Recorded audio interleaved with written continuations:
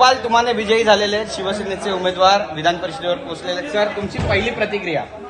आदरणीय मुख्यमंत्री एकनाथजी शिंदे साहेबांनी जो आमच्यावर विश्वास टाकला आणि त्यांनी जो आम्हाला शब्द दिला होता, आमची तिकीट त्यावेळेला काही कारणामुळे कटली, पण साहेबांनी जो शब्द दिला होता तो शब्द साहेबांनी पूर्ण केला. म्हणजे तुम्हाला माहिती आहे, साहेब कधी खोटं बोलत नाही, जे बोलतात ते साहेब करतात.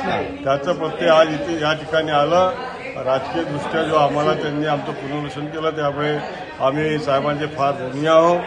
आम्ही साहेबांचं प्रेम असंच आमच्यावर राहील आणि आम्ही पक्षवाढीसाठी आणखी जोमाने काम करू. तुम्ही अनुभवी नेते म्हणून ओळखले जाता.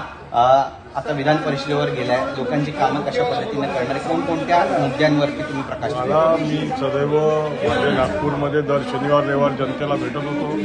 तीच परंपरा माझी चालू राहील. जनतेची जे काही कामं आहेत ती यापूर्वी करत होतो, भविष्यामध्ये सुद्धा ती कामं मी करत राहील. आणि ज्या पद्धतीने याच्यापूर्वी ऍक्टिव्ह होतो तसाच मी माझ्या नागपूर जिल्ह्यात नाही तर संपूर्ण पूर्व विदर्भामध्ये पक्षामध्ये काम करतो. मिलिंद नार्वेकर आहेत, ते सुद्धा विजयी झालेले आहेत आणि जयंत पाटील यांना कुठेतरी फटका बसलेला आहे. अभिनंदन त्यांचं, मिलिंदजींचं अभिनंदन.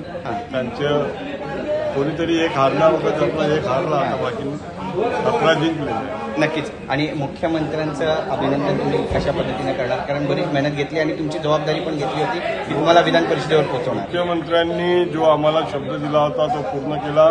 मुख्यमंत्री साहेबांसारखा नेता या राज्यात आणि देशात होऊ शकत नाही, जो आपल्या शब्दाला जागणारा व्यक्ती आहे आणि कधी खोटं बोलत नाही. जे बोलतील ते करतात, असं नेतृत्व फार कमी लाभते आणि ते आम्हाला लाभलेलं आहे. आम्हाला याच्याबद्दल फार गर्व आहे आणि आम्ही त्यांच्या नेतृत्वात शिवसेना मजबूत करतो. धन्यवाद आमच्याशी बोलल्याबद्दल. कॅमेरा पर्सन योगेश गुरवचा, गिरीश गायकवाड, TV9 मराठी, मुंबई.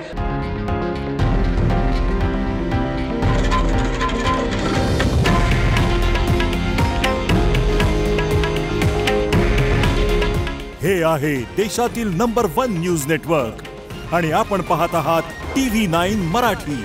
काळजी तुमची, हित महाराष्ट्राचं.